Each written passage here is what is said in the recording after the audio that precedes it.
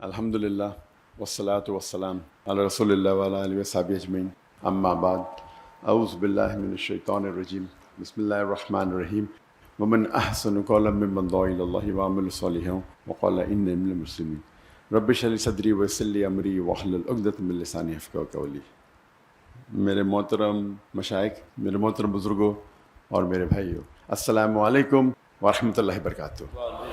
مجھے بے حد خوشی ہو رہی ہے کہ 33 سال بعد میں نہ ہی پاکستان میں واپس آیا ہوں، خصوصاً لاہور میں، اور وہ بھی قرآن اکیڈمی میں پھر سے 33 سال بعد میں نے قدم رکھا ہوں۔ ماشاءاللہ مجھے کافی ماشاءاللہ بے حد خوشی محسوس ہو رہی ہے، لیکن ساتھ ساتھ ڈاکٹر اسرار احمد صاحب رحمہ اللہ کمی بھی محسوس ہو رہی ہے۔ اور اکثر جب میں پاکستانیوں سے ملاقات کرتا ہوں تو وہ اکثر کہتے ہیں کہ جب ڈاکٹر اسرار احمد صاحب زندہ تھے تو ہم نے ان کی اتنی قدر نہیں کی جتنے کرنا چاہیے، لیکن ابھی جو وہ کہتے ہیں تقریر میں، ابھی ہمیں احساس ہوتا ہے۔ اور جیسے کہ آپ جانتے ہوں گے کہ میں شیخ احمد دیدہ صاحب سے متاثر ہو کے جب میڈیکل کالج میں تھا 1987 دسمبر میں ان سے ملاقات کی، اور تقریباً 3.5 سال بعد میں ڈاکٹر اسرار احمد صاحب سے ملاقات کی۔ یہ دونوں شخص تھے جو مجھے متاثر کیے، اور ان کے وجہ سے میں ڈاکٹر آف باڈی سے ڈاکٹر آف سول بنا، جسم کے ڈاکٹر سے روح کا ڈاکٹر۔ جب دیدہ صاحب سے متاثر ہوا میں، تو اس کے بعد میں اسلامک ویڈیو کیسٹس باقر جتنے باقی مقررین تھے ان کی سننے لگا، اور اکثر انگریزی میں سنتا تھا۔ واحد اردو تقریر اگر سنتا تھا تو ڈاکٹر اسرار احمد صاحب، کیونکہ مجھے شوق تھا ویڈیو کیسٹ کلیکٹ کرنے کا۔ تو جب میں امریکہ گیا تھا اور باقی دیگر ممالک، تو وہاں مجھے ڈاکٹر صاحب کی کیسٹ ملے، اور اس کے بعد اگر میں اردو میں میرے لحاظ سے ان کے علاوہ میں کسی اور کی ویڈیو کیسٹ نہیں دیکھا، میں تھوڑا چند منٹ ہو سکتا ہے۔ ڈاکٹر اسرار احمد صاحب کی اردو فصیح تھی، لیکن پھر بھی دل کو چھوتی تھی، اور میرا شوق رہا جب میں دیدہ صاحب سے متاثر ہوا، ایک شوق تھا کہ جتنے بھی علماء ہیں ان سے ملاقات کروں۔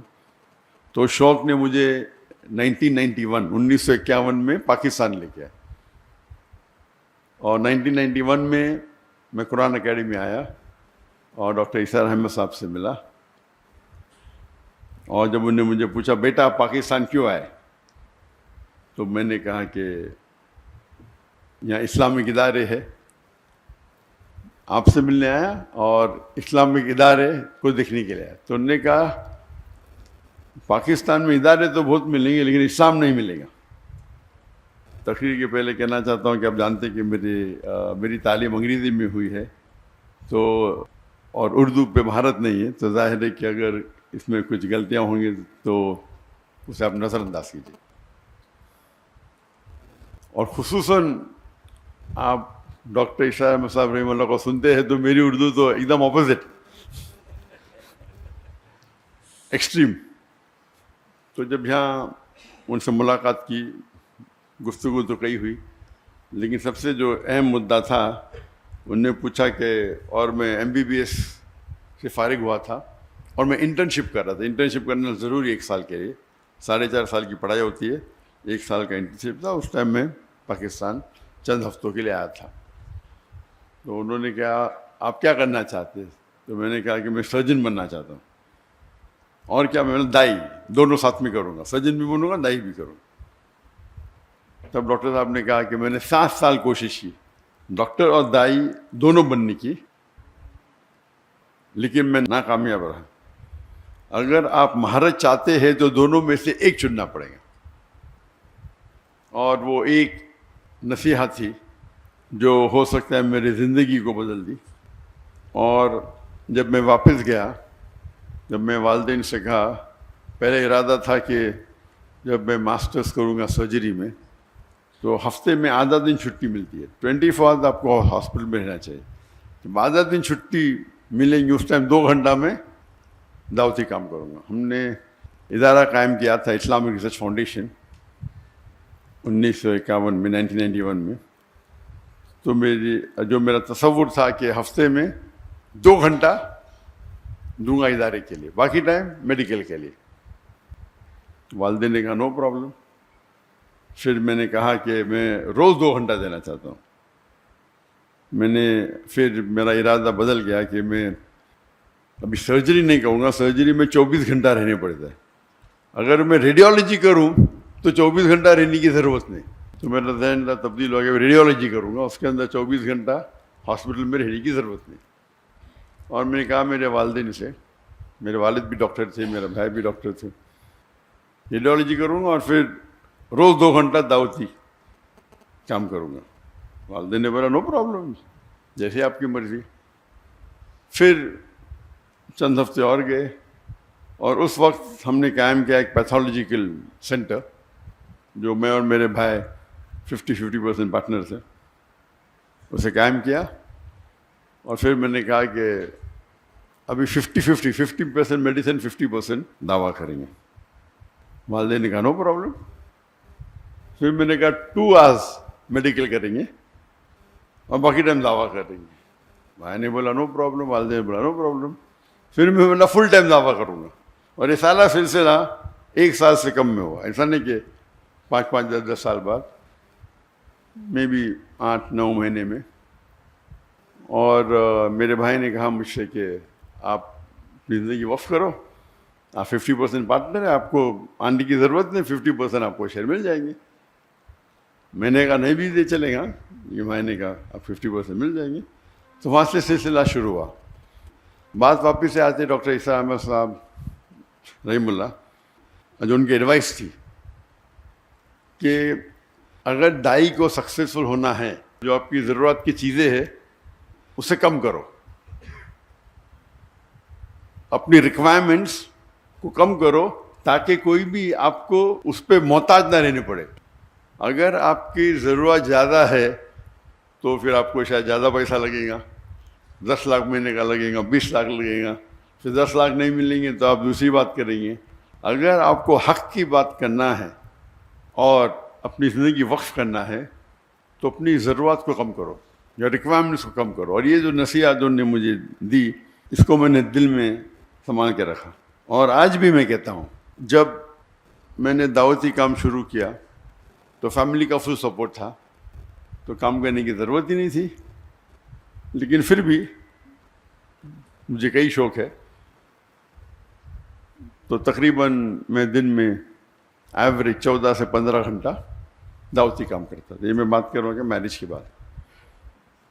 جب شادی کے پہلے میں تقریباً 9-10 گھنٹے دیتا تھا دعوتی کام میں. تو لوگ نے کہا کہ شادی کرو گے تو ٹائم کم ہو جائے گا. تو اسکول میں سیکھا تھا وین ڈائیگرام. وین ڈائیگرام مطلب ایسی چیز کرو جو 2 چیز ایک ساتھ میں ہو. تو میں نے ضائعہ سے شادی کی. اور جو اللہ کے رسول کی حدیث ہے کہ شادی کرنے کے لیے 4 چیز انسان دیکھتے ہیں. ایک ہے بیوٹی، خوبصورتی، ایک ہے دولت، تیسری ہے نوبلٹی، خاندان، اور چوتھا ہے ورچیو، دینداری. اور سب سے اہم ہے دینداری، تقویٰ. تو یہ کرائٹیریا لے کے میں نے ایک ایڈ کیا کہ دائی ہونا چاہیے، دینداری اور دائی. بیوٹی نو پرابلم، خالی ریپلسو نہیں ہونا چاہیے.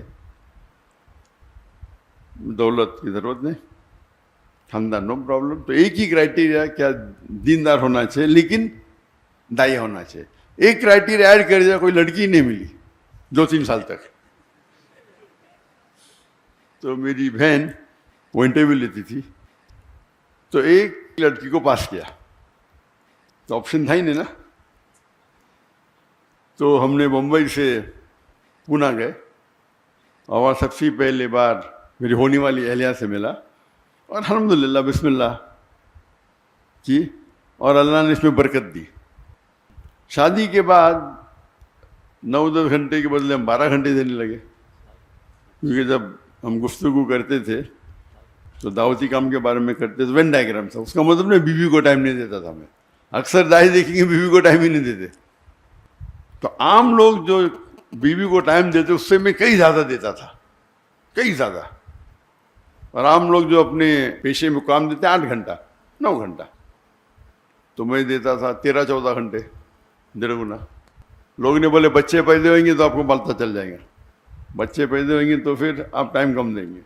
جب بچے پیدا ہوئے، جب میری بیوی کے شادی کرنے کے بعد ہم نے شروع کی ladies wing, Islamic trust foundation کی لیڈیز ونگ، اور وہ بن گئی اس کی صدر، لیڈیز ونگ کی صدر، اور ادارے کو آگے بڑھائے.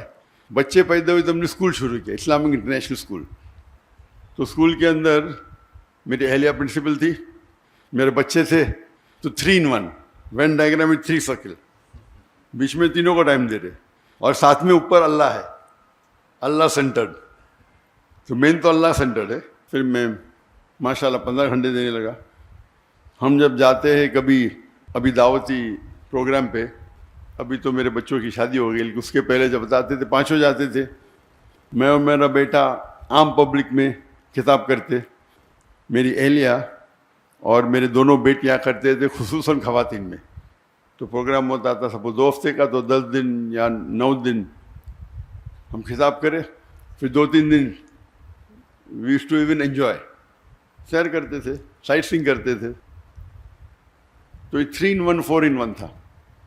اللہ کی دعوت بھی دیتے تھے، اور سال میں تقریباً منیمم 2 بار تو انڈیا میں گھومتے تھے اور 2 بار آؤٹ سائڈ انڈیا، منیمم تھا. یہ اکثر 3 بار ہوتا تھا، اس میں سے 3 بار میں سے 2 بار تو مکہ ہوتا تھا. تو اگر ہم اللہ کے راہ میں نکلنا چاہتے تو ضروری ہے کیا ہے، جو آپ کا ہم سفر، آپ کا ساتھی، آپ کی اہلیہ جو آپ چنتے ہیں، اس کا نظر سیم رہا تو انشاءاللہ آپ کو مقبلیں زیادہ ملیں گی اور وہ آپ کو ساتھ دیں گی. اور اس ٹرپ میں بھی وہ ساتھ میں آنے والی تھی، لیکن کیونکہ میری بیٹی کو کچھ 1 ہفتہ پہلے، بالکل 1 ہفتہ پہلے، 1 دن کم، 15 سپٹمبر کو بیٹا ہوا، تو اسی لیے میری اور کی طبیعت ذرا خراب ہو گئی، تو میری اہلیہ رک گئی، اور وہ انشاءاللہ آج رات کو آنے والی ہے. تو ان کے بھی پروگرام ہونے والے تھے کراچی میں، لیکن اس کو پوسٹ پون کیا. جی ہاں، الحمدللہ. تو کہنے کی بات ہے کہ ڈاکٹر عیسیٰ احمد صاحب رحم اللہ کہتے تھے کہ اپنی ضرورت کو کم کرو. تو آج کی تاریخ میں ہمیشہ کہتا ہوں کہ میری اور میری اہلیہ کا ریکوائرمنٹ صرف $500 ہے مہینے کا، بس. میں نے آپ کے اس میں تقریباً 1,30,000 ہے، کچھ ہوگا، تو 1 لاکھ بکس ہوتا ہے، پاکستانی 1 لاکھ کم ہے. اور یہ میری اور میری اہلیہ کے بارے، وہ الگ بات ہے کہ دعوتی کام میں جب ٹریول کرتے میں خود پیسہ بھرتا ہوں، اس کے اندر خرچے اور ہوتے ہیں، لیکن خصوصاً پرسنل لائف کے لیے $500 کافی ہے. اللہ نے نوازا کہ میں تجارت کرنے لگا. مہینے میں تقریباً 2 یا 3 دن مطلب ایوری آلٹرنیٹ ڈے 1 گھنٹہ 2 گھنٹہ. بزنس کرنا بھی ماشاءاللہ اللہ کے رسول کی سنت ہے، اور اللہ نے بہت نوازا. فیملی کی طرف سے سپورٹ تھا. میں نے میرے والدہ سے 15 لاکھ روپے لی پاکستانی، اس ٹائم 1:1.5 تھا، تو ہو سکتا ہے 20 لاکھ 22 لاکھ پاکستانی روپے اس ٹائم لی، اور 8 مہینے میں واپس کر دی. پہلے مہینے میں ماشاءاللہ 250% پروفٹ. پھر اس طریقے سے اللہ نے نوازا، کئی بزنسز کیے، اور بزنس بڑھتے ہی گئے. لیکن میرا اصول تھا کہ میں وقت نہیں دوں گا، اپنا ذہن لگاؤں گا، سیٹ اپ کروں گا، اور پھر اس کے حوالے کروں گا. اور یہ حوالے کرنے کی وجہ سے کئی لوگ نے مجھے دھوکہ بھی دیا. دھوکہ مطلب میرے پیسے لے کے بھاگ گئے. میں نے کیا پرابلم، مجھے کوئی پرابلم، بڑی اماؤنٹ. کچھ ہندوستانی تھے, کچھ پاکستانی بھی تھے میرے پارٹنرز دبئی میں, ملین لیے. میں نے کہا کہ میں تو زیرو سے آیا, جو پیسہ لے ماں کو واپس دیا, باقی تو سب اللہ کا ہے. میرا اصول تھا کہ میں میرے دعوتی کام میں خلل نہیں آنا چاہیے. پیسے کے تو کیا پرابلم, کوئی پرابلم نہیں, اللہ ہی دے رہا ہے, اللہ دیا تھوڑا واپس دیتا ہے دیکھنے کے لیے کہ اب دعوتی چھوڑتے کیا نہیں. اللہ ٹیسٹ کرتا ہے آپ کو, پیسے دیا پھر لے لیتا ہے, ابھی کیا کریں گے, ہم چھوڑ دیں گے دعوتیاں. تو اللہ کا فضل ہے الحمدللہ. اور جب میرے بیٹے, میں نے کہا بیٹوں کو آپ کو بزنس سیکھنا کوئی بڑی بیوقوفی ہے, دعویٰ چھوڑ کے, ایسا اچھی بات ہے لیکن دعویٰ چھوڑ کے بزنس سیکھنا بیوقوفی ہے. بیٹا بولتا ابا مجھے بھی تو سکھاؤ. تو میں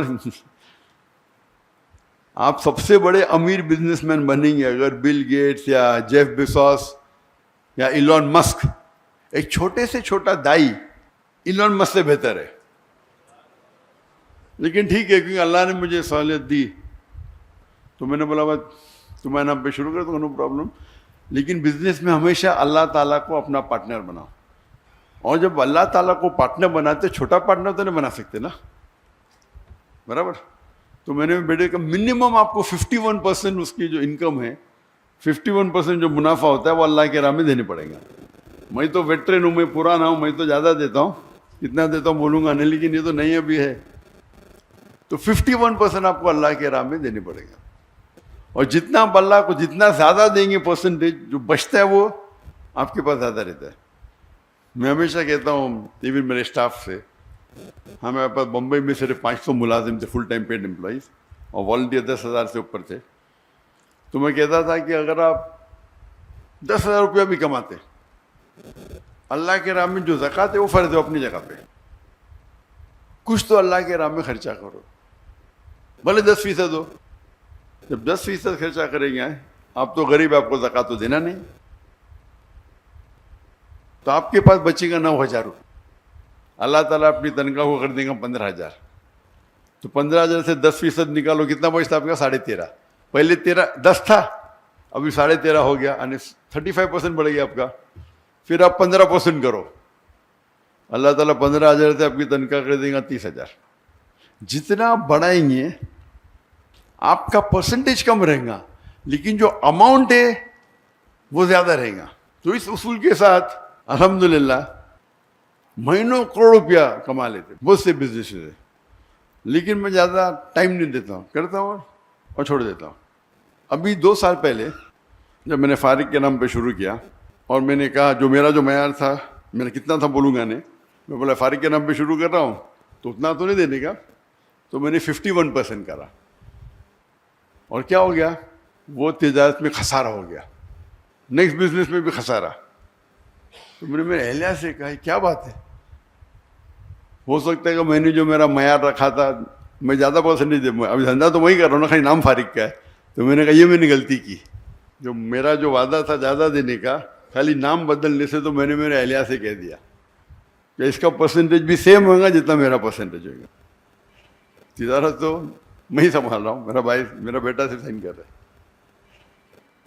تو اللہ تعالیٰ چیک کرتا ہے, کبھی کبھی شیطان آتا ہے نا, ارے بیٹے کے نام پہ کر دو, کم کر دو, تمہارا تو نہیں, وہ تمہارا وعدہ اللہ کے ساتھ, بیٹے کا تھوڑی ہے.